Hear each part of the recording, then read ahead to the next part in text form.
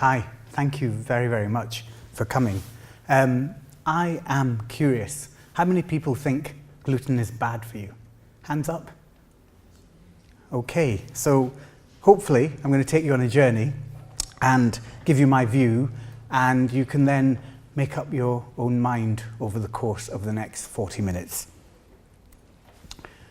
So, mankind has been around for a very long time, and I might suggest to you that it's several million years. And as you can see, with the course of evolution of mankind, we became really quite handsome. Now, I know there are a lot of ladies in the audience, and perhaps that's actually how you view us under these circumstances. But I want to make a suggestion to you. If mankind has been around for a few million years, and we have only been eating wheat for a short period of time, maybe I could suggest to you that wheat is something new to us. So you can see here on the right-hand side, in green, the Fertile Crescent, where really the beginning of cultivation started. And this is crucial, because if you look at the left-hand side, a book by Jared Diamond called Guns, Germs and Steel, where he makes a suggestion. He says that we were hunter-gatherers, and without cultivation, it was not possible for us to escape that trap. So actually, by cultivating wheat, which of course is something like 4,000 to 9,000 years BC, suddenly we didn't have to go from place to place. We could stay put, we could increase our numbers, we could actually store grain. What then happened as we stayed in large numbers are that some of us developed infections, some of us died from them, and we developed what was called herd immunity. So we were immunologically stronger. And then, with time on our hands and larger numbers, we invaded. So maybe this is the history of the world, all through wheat and through that first step. That is something worth considering. And of course, man became very clever at how he dealt with meat, or humankind I should say. And as you can see, we tried to create different strains and different breeds, and here on the left hand side you can see wheat, barley and rye, which are the three that maybe are causing a problem for us in society today. So what is gluten, if we're thinking or suggesting that it is causing a problem? Gluten is part of wheat. Within the grain you have the embryo, and you need to feed that embryo. So gluten is a protein, and it is very important in terms of allowing us for the wheat to germinate and grow from that perspective. But it serves another function.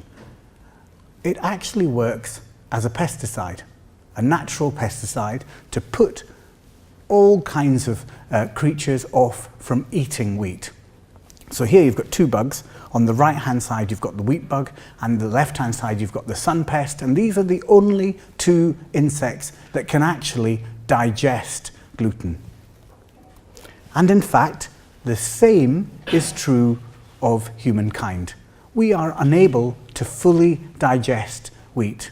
When it comes to gluten, we can break it down to a certain number of proteins, but not beyond that. And that is the problem with gluten. That is the problem with wheat, is that we're actually unable to fully digest this.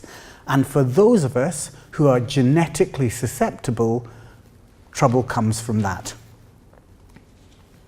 So here, ladies and gentlemen, is a schematic diagram showing you your gastrointestinal tract, and you can see there your gullet, and then the bag in the middle is your stomach, and just beyond that you've got a purple or lilac area, depending on how colorblind you are, and it is 3 to 5 meters long, and this is the small bowel.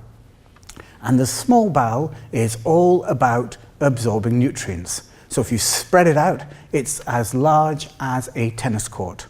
And to try and maximize this surface area, you have, if you look in the top right-hand corner, these finger-like projections which are called villi.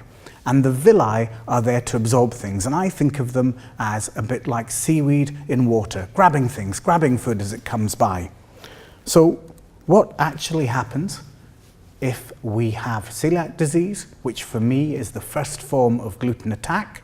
You eat gluten, it is in wheat, barley and rye. I've suggested that you have to be the right person genetically. Once it comes down into your small bowel, your own immune system responds in a negative way, produces attack cells, antibodies, stimulates your immune response, and those villi are destroyed. Why is this important?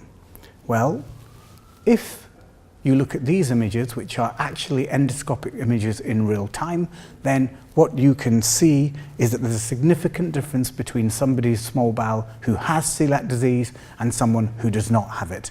And the individual with celiac disease will not absorb nutrients. They will have a low vitamin B12, low iron, low folate. They may feel very tired. The inflammation in their gut can cause them symptoms. They may develop anemia. So there are all of these potential complications. In terms of how they feel, it's very likely that they're going to feel ill, but they have many different symptoms, and I'm going to come back to that. Furthermore, if you have persistent inflammation, then this leads to complications such as not absorbing calcium, thin bones or osteoporosis, and an increased risk of gut cancers. So gluten, for someone who has the risk of developing celiac disease, is a very significant thing. For me, I think one of the really important reasons for being diagnosed with celiac disease and going on to a gluten-free diet is how I will feel if I've been recognised as having this, and how I will feel when I go on to my diet. And in this study, published here in Sheffield, it's more than 1,000 individuals who took part. And if you look at this graph, the higher you are, the better your quality of life. So it's a quality of life study. And here you can see in red, people who are healthy controls, people who do not have any form of gut disease. And when we went into this, my colleagues and I, we thought that probably inflammatory bowel disease, which is a condition which gives you colitis or Crohn's disease, we thought that would be a worse condition. These would be worse conditions to have than celiac disease, which was only something driven by eating a particular food type, which was gluten. And of course, what you can see here, if you look, is that the colour for celiac disease in blue runs directly through Crohn's disease and ulcerative colitis. Now, Crohn's disease, for those of you who are not familiar, is something which, for those who have it, they have a risk of surgery of about 50%, surgical intervention in their gut over a 10-year period. So that's clearly the worst possible disease that you could have.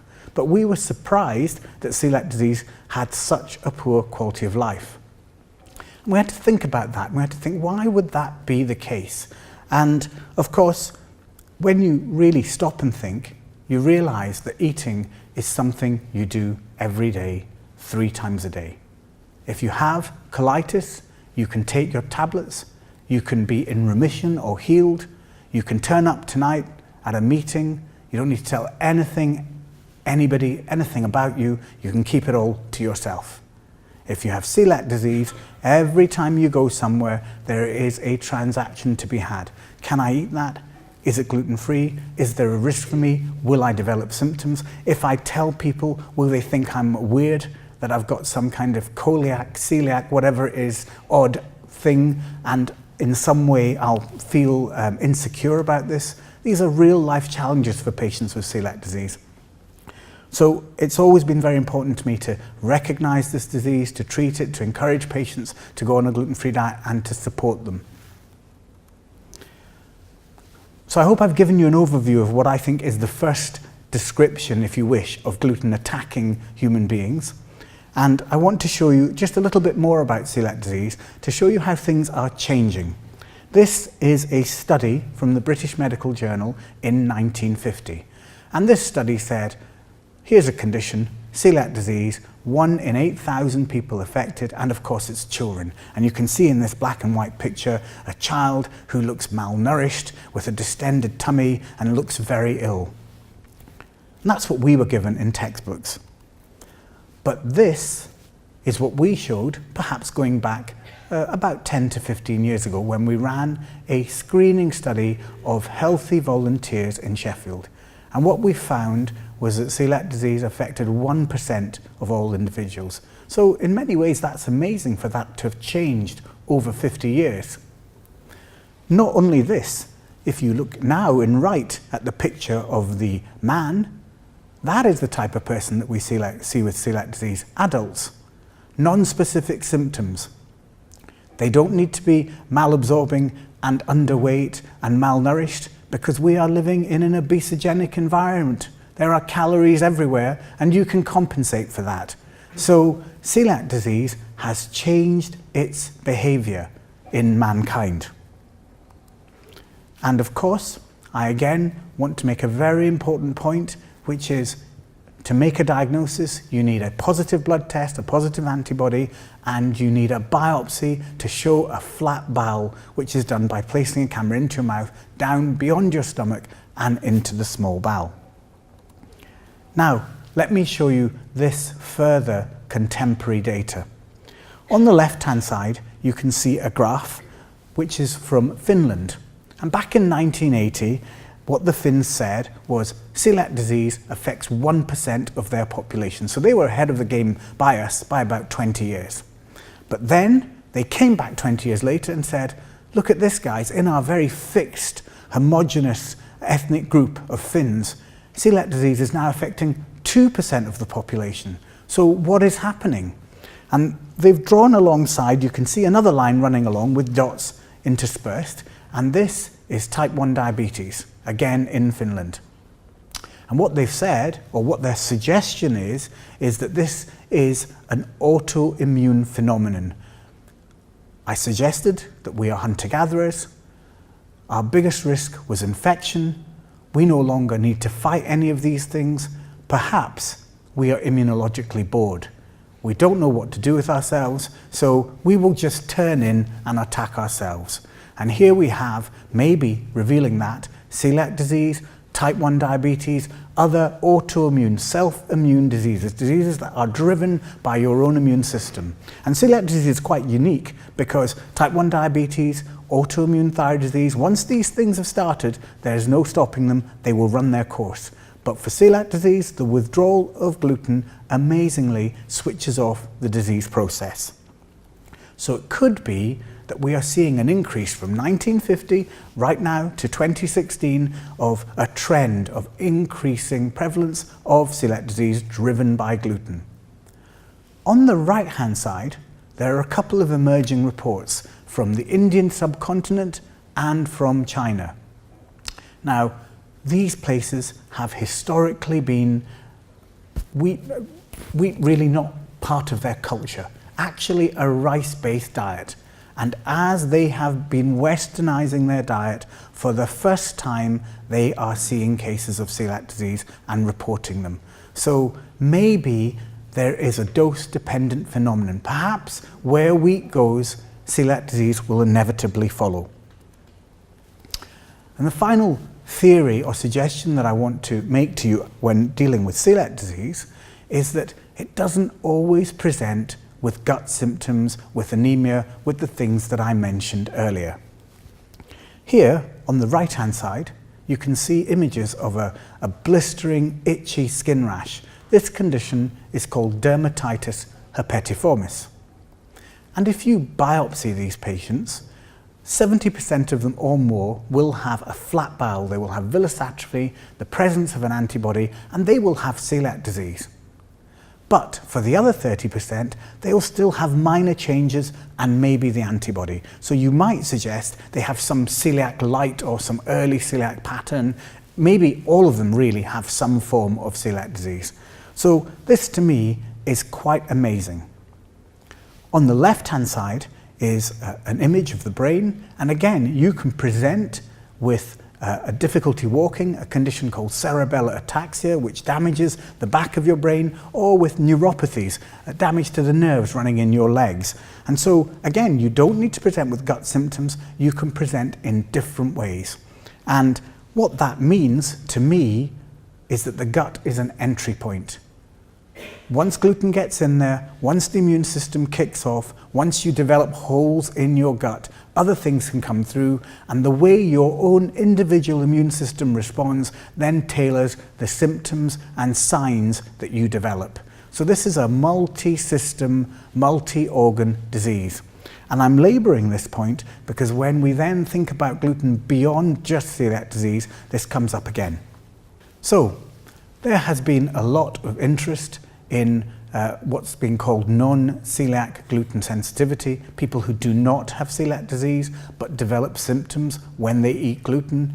And what is behind this? Is it health or is it hype? Is it Gwyneth Paltrow or is there some evidence? So I'd like to spend maybe another 10 or 15 minutes talking about that and working through it. Here we have different diets and trends in these diets. And what stands out is that whether it's a low-fat or low-carb diet or any of these, in blue you can see the rise in interest of the gluten-free diet. And this is a billion-pound industry. So maybe it's hype. Maybe all of the companies have woken up to this and decided we will offer gluten-free choices, we will push this forward as a cure for everything, and our revenue will increase. So that's one possibility, isn't it? And I think you have to talk about Djokovic. And this is a fascinating story. Djokovic, as many of you will know, is on a gluten-free diet. And when he won Wimbledon, he picked up a little bit of grass, put it in his mouth and said, "It's not gluten-free." Or actually, he said, "It is gluten-free." Nevertheless, the point here is that he believed that being on a gluten-free diet actually improved his performance. And this, because I traced it for myself, is based on a specific event. Having lost a particular tournament, he went to see his physician, whose name I've always struggled to pronounce, but I think is Dr. Setridge. And Dr. Setridge said to him, "Novak, raise your right arm," which he did. And then he pushed down against his arm and said, "Stop me pushing it." And of course, Djokovic was able to fight him off. He then said, "Here, a couple of slices of bread for you." And Djokovic said, "What will I do with that?" He said, "Place it against your abdomen." So he did this. He placed the bread against his abdomen. The same doctor got him to raise his hand up and then pushed his arm down, apparently with some ease. So Djokovic believed at that moment that he was indeed gluten sensitive. This is called kinesiology. And he went on to have antibodies. I'm told that they were positive. He never had a biopsy. The diagnosis was not confirmed. And trust me, ladies and gentlemen, I went the whole way to find out whether that was true or not, that story. So clearly I'm in the wrong job, aren't I? That would have been a top doctor to be. But this led to an incredible interest in the gluten-free diet amongst athletes and a belief that this would enhance performance. So here is more evidence of what you might suggest is hype. So let me ask you this question. How common do you think non-celiac gluten sensitivity is? Hands up those who think it's 3%. Okay. Hands up those who think it's 100%. Hands up those who are never going to put their hand up no matter what question I ask you this evening. Thank you. So what I've done here is I've summarized the prevalence studies, including the Sheffield study. And you can see the prevalence, the common reporting of non-celiac gluten sensitivity. It's very wide. There's a particular skew there. If you pick the New Zealand study where I've said athletes who clearly believed that this was a performance-enhancing approach. And the Sheffield study, I want to talk a little bit more about. So what we did was we asked 1,000 people or more about symptoms, what they eat, what symptoms they have, what they believe causes symptoms in them. And we found that 13% of the population felt that when they eat gluten, they develop symptoms. Now, we made sure that these individuals did not have celiac disease. And one of the important points here is that of that group, of that population, 3% were actually on a gluten-free diet even though they did not have celiac disease. And this is no joke because actually gluten-free products are 4 times the cost of normal gluten-containing foodstuffs. So if you're doing that, you've got to have good reason. We then looked at, and you can see this all highlighted in red on the left-hand side, what's the picture, what's the type of person that actually is having symptoms. And you can see it's more commonly women than men, more likely to have gut symptoms, perhaps other intolerances. So we started to develop a kind of prototype or a picture of these individuals that actually have this problem. What we then went on to do was to compare them to individuals with celiac disease. And a couple of things emerged. And I don't want to get bogged down in this table at all, but what I want to remind you of is people with celiac disease don't absorb things. They have anemia, they have low vitamin B12, they have low folate, low iron, and different things that we can measure. People with non-celiac gluten sensitivity do not tend to have this. And that's good news for them, because maybe they don't have the long-term complications of individuals with celiac disease. And the truth is, no one knows, because we're all on a journey of learning and research. But that's certainly how we counsel people. It may also mean that people with non-celiac gluten sensitivity don't need to adhere so carefully to avoid that immune response that I showed you. And finally, what was fascinating was that a number of these individuals had the right genetics for celiac disease. So although they didn't have celiac disease, 25% of the population have the right genetics. 1% of the population have got celiac disease. So there might be something to this, perhaps a signal. So of course, the question that my colleagues asked me is, they said, what is the mechanism for non-celiac gluten sensitivity? Is there a mechanism for this? One of the possibilities may be that it is a dose-dependent phenomenon. Broadly speaking, it is considered that a slice of bread has 2.5 grams of gluten. But if you go into a supermarket and look at bread, it doesn't actually state it. It doesn't tell you. And in the top left-hand corner, I've got these giant vats, and this is called the Chorley wood bread making process. So in 1961, a group of scientists in the bread industry sat down and said, how can we make bread cheaper, more rapidly, and more economical? And the key is to not proof your bread. Get it into a big vat and whiz it around as fast as you can. But then, when you press it, it might not be so nice. Gluten is very viscoelastic. It is bouncy. So what we'll do is we'll pour gluten into this vat while you're whisking it around, and then you can have your bread, and it will be cheap, and it will be quick, and you won't have to wait long, and you can get it out on your shelves. So that was a step change in the bread making. And isn't it fascinating that in 1950, the prevalence of celiac disease was 1 in 8,000, but now maybe it's 1 or 2%? So that might be one thing. The second thing is that the food manufacturing industry love gluten because of that nice bouncy property. So when you think that you're careful about the gluten that you eat, because you don't eat much bread or pasta or pizza, it's in everything. It is in all packaged food because of that, all pre-processed food, all ready-to-eat meals, and even things like Mars bars and capsules and everywhere. So it may be that you are eating far more gluten than you realize, and it's just not simply declared. We declare salt and we declare other things, but we don't really declare gluten. And finally, I've put on the right-hand side this book, Wheat Belly, where the suggestion is made of Frankenwheat, Frankenstein wheat that has been changed over the years and bred to have much higher gluten content. Now, wheat has changed over the years to become shorter and sturdier and to hold more grain. But the actual content of gluten within that grain that I showed you earlier on has not changed whatsoever. So there is no real truth to that claim. It's a nice story though, and I like the term Frankenwheat. But I think the left-hand side is much more likely, that we are eating gluten unbeknown to us in large quantities. So I went back to some of the work that we've done, and I looked at the screening study where we tested people for gluten antibodies for celiac disease. And as I said to you earlier, only 1% of the population actually have celiac disease.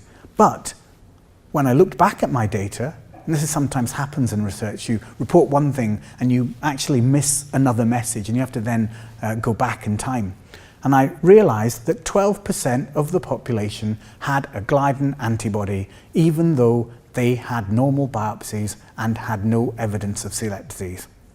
At the same time, historically, and I report this in the book, we were the first investigators to show that people with IBS-type symptoms had about a 5% risk of having celiac disease.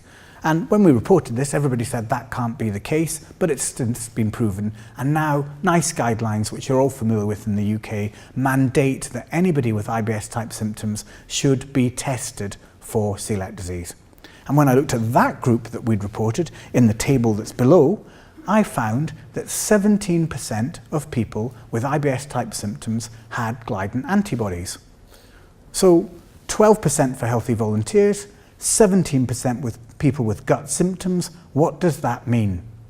For me, it means that we are eating gluten. Somehow it is crossing our gut, getting through our gut, generating an immune response. And if you have gut symptoms, you are more likely to have a positive antibody. So for me, that is evidence of some kind of signal related to gluten specifically. And then I want to show you this very recent study. This technique is called confocal endoscopy. So it's exactly like the endoscope that I was showing you before, but the magnification here is 1,000 times greater. So it's virtually like looking at it under a microscope. And the pictures that you are looking at are of villi. And what's happened is in these patients with IBS-type symptoms, they have had a little bit of wheat in water instilled into their gut in real time.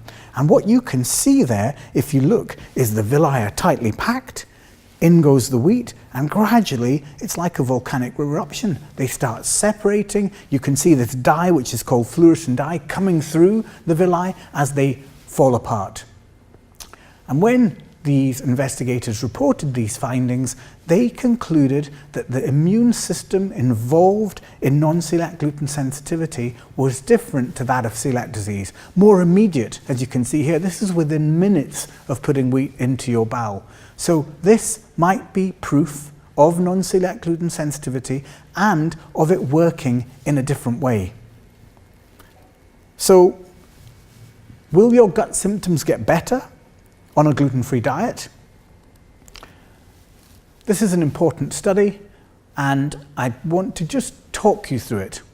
Here, what the investigators said was they said, come and take part in our study if you do not have celiac disease, but think you develop gut symptoms when you eat gluten. And they had 34 volunteers, and then what they did was they gave these volunteers muffins. Some were gluten-free, some had 16 grams of gluten. And then you can see the different graphs, and in red are the people who were given the gluten-containing muffins. And almost universally, the people who were randomized, in other words, they were put into the group that received gluten, but they didn't know that that's what they were getting. These are the ones who developed symptoms.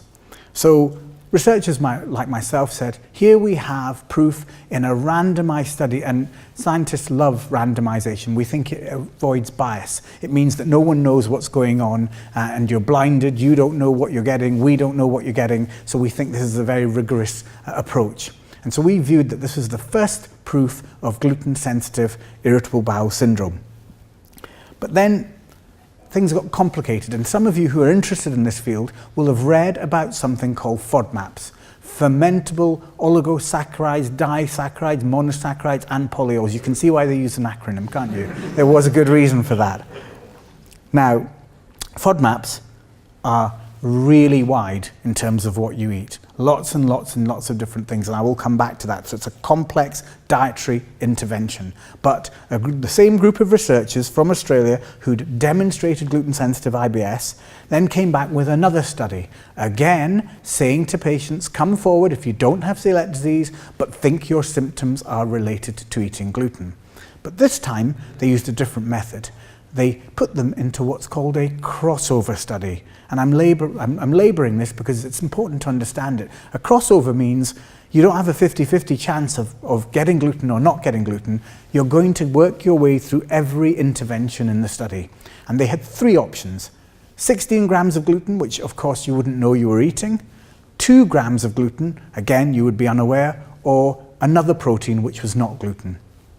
And if you look at the right-hand side and you look at all 3 of the curves, for all of the patients throughout the entire study, every single time, whether they got 2 grams of gluten, 16 grams of gluten, or no gluten, they kept saying, I've got symptoms. How are you feeling? I've got symptoms. How do you feel this week? I've still got symptoms. And what the investigators said was, well, at the beginning of this study, these patients were on a low FODMAP gluten-free diet. So the intervention that makes their gut symptoms better is not a gluten-free diet, but it's the Fodmaps.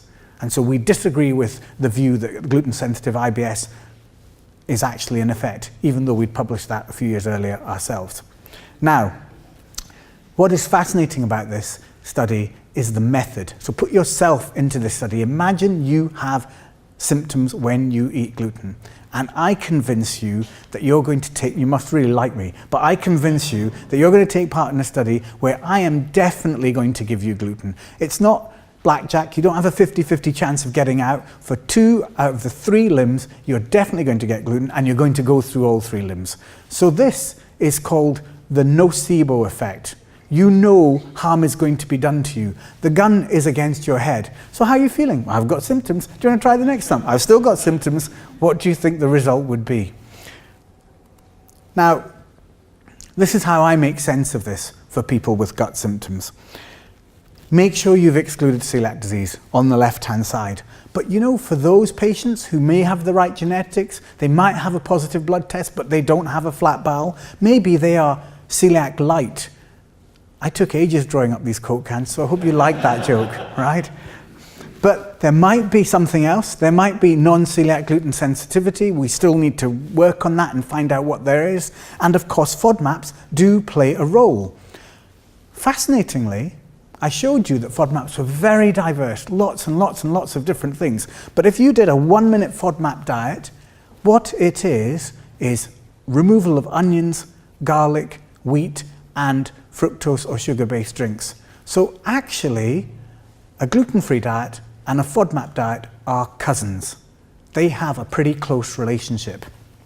So my conclusion is, go and see people who know about this field.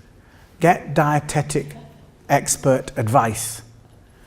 It may be that you want to try a complicated, complex diet because you want to hit it hard and see if it works. And that might be the FODMAP diet, and that might work for you. Or it may be that you want to try the gluten-free diet first, which you can buy off the shelves and give it a go yourself. But for me, and I always conclude by saying this about IBS, for the first time we have nutritional therapies that may actually make people's symptoms better. And that's really important. It allows people to try and make themselves feel better rather than taking tablets or going through investigations or all these other options. So I'm really, really pleased about that. So gut symptoms are not the only thing that have been reported in gluten sensitivity. Patients report many things: joint pain, foggy mind, tiredness. Again, I think it is a multi-system disease, and I want to show you a little bit about that. This is my beloved friend and colleague, Marius Hadjivassiliou, who is a professor of neurology here in the Hallamshire, and I have tried to summarize his 20-year journey. So he was one of the people who really grasped the idea that celiac disease was multi-system, and he was the first to report the things I'd mentioned earlier: cerebellar ataxia, peripheral neuropathies, which he reported in the Lancet back in the mists of time. But he also noticed a high likelihood of having positive antibodies, even if you didn't have celiac disease, even if your biopsy from your small bowel was normal, in these neurological patients. And what he did was he put them on to a gluten-free diet, and then he showed that actually this had an effect on their neurological symptoms. Things slowed down or stopped completely. And I know you can say, well, this isn't a randomized study. Why didn't he give some gluten and put some others on a gluten-free diet. It's very difficult to do this in the face of patients who have significant neurological symptoms which may not be reversible and are deteriorating. And he demonstrated changes in these individuals and improvement. And he then went on to show that they had a different antibody which you could test for. So it seemed that these people had gluten-sensitive neurological manifestations, even if they did not have celiac disease. So this is a fascinating 20-year journey. And throughout that time, I can tell you that the broad scientific community kept saying, well, I'm not sure, absolutely not convinced, no, we're not sure. Seems to be a Sheffield phenomenon. There's a crazy group of people in Sheffield and they keep coming out with stuff. Until about 2010, when the Lancet Neurology said, do you want to write a review article about your experience for the last 20 years and try and tell the world about how it actually works? So in the end, the truth was outed. So I've talked to you a little bit about the wide variety of non-celiac gluten sensitivity, and I've suggested to you that there's celiac disease and there may be this other entity, and I just want to show you this now. Mark Lowry is a vet, and one day Mark was watching TV and saw some of us talking about gluten, and this got him thinking about neurological phenomena and these dogs that he kept seeing. And they are having seizures, as you can see. So he got in touch with us and he said, do you think it is possible that these dogs could have some kind of gluten sensitivity? So clearly Mark Lowry is not wired appropriately to have a brain that works like that.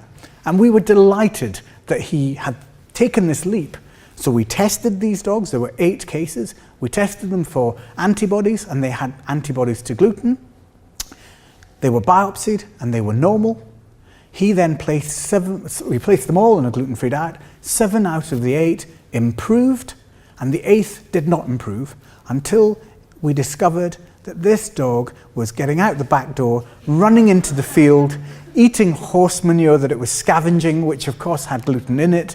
And once the little dog, the Border Terrier, had been restricted, then he improved too. So this is the first description of gluten sensitivity in animals, and I've shown this to you to show you that maybe we're not as far away in terms of animal models as you think, and that actually gluten isn't just about human beings, it's about many other animals too. So far we've established celiac disease. I hope I've given you evidence for you to make your own mind up about non-celiac gluten sensitivity, whilst buying and reading the book, of course.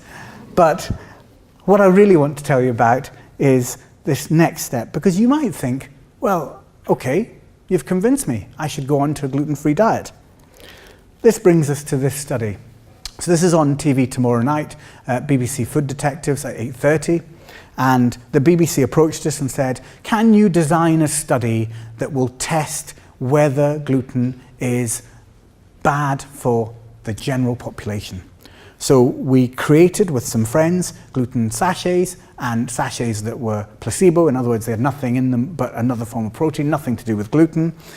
In total, we then advertised and said, do you want to come and try this if you're a healthy volunteer? We assembled them. They always want to have them in pretty places and make it all look nice rather than running a study. But anyway, whatever the case, we went along with it. Of course, one very important thing, we made sure people didn't have celiac disease. We then looked at their symptoms and we then randomized them in a double-blind manner. So we didn't know who was getting gluten, 14 grams, and who was getting placebo, and neither did the volunteers. And then we reconvened 2 weeks later. And lo and behold, everybody thought they might have eaten gluten, but nobody had really developed symptoms. So for me, the message here is you have to have symptoms to think about this. And it's a consistent thing that I see with patients. They work it out for themselves. The public are voting with their feet, and you just need to try and tease things out, support them, make or exclude a diagnosis of celiac disease and work through it. But we don't need necessarily a societal shift. It might be that we are eating more gluten as a society, and this may lead to us actually developing symptoms in a higher level. you know, it might be that we see more and more people coming forward, but at the moment I certainly don't think that we need to say everybody in the world should be gluten-free. So have I confused you? I really hope not, but in the last few slides I just want to show you how I think of it, because I think of it in a very, very simple way. This is Daniel. Daniel is a man who thinks he can do what he likes in the world, and he thinks he can shove that entire donut into his gob and swallow it. Fortunately for Daniel, he has some restricting factors around him which will ensure a certain level of behaviour. So how does that relate to us? If you just simply imagine a donut, if you have celiac disease, then I'm afraid, unless that donut is gluten-free, you're in the middle of this circle and the donut is not for you. If you have non-celiac gluten sensitivity, then I suspect that donut is not for you either, but you may be able to have some of it in time. It may be that you don't have the risk of the complications. You may not need to be as careful on a gluten-free diet as someone with celiac disease who really suffers with it. It may be that you, over a period of time, can actually come off a gluten-free diet. We don't know. We are on the learning curve with you. And if you are the general population, you can do what you like for the time being. So let's not listen to me. Let's actually listen to a patient. In a busy office, I'd have to wear clothes that would expand with me because my stomach would bloat. So I would quite often look about 6 months pregnant and would have to deal with the questions related to that. And lots of trips to the toilet. Couldn't go anywhere without spare pads and wipes because of accidents. So it's definitely impacting my life badly. How has life improved since being diagnosed with gluten sensitivity? Well, massively. I don't have accidents, I don't have diarrhoea. This is on a daily basis, you know, and so massively in that sense. My stomach doesn't bloat, I don't have stomach ache. I've got more energy. My backache is gone. I've just found that really weird. I've been visiting a physio for every 6 to 8 weeks for years. He's a bit upset, but I feel great. So, ladies and gentlemen, I would conclude by saying to you, I think gluten is having an effect on society. We have celiac disease. It appears to be increasing in prevalence. There may be an evolving entity of non-celiac gluten sensitivity, but that still is only one segment of society. I said at the beginning that we are hunter-gatherers. We have been around for millions of years, and the introduction of wheat is a relatively new thing. So perhaps now in this contemporary society, wheat is a friend who is outstaying its welcome. Thank you very much.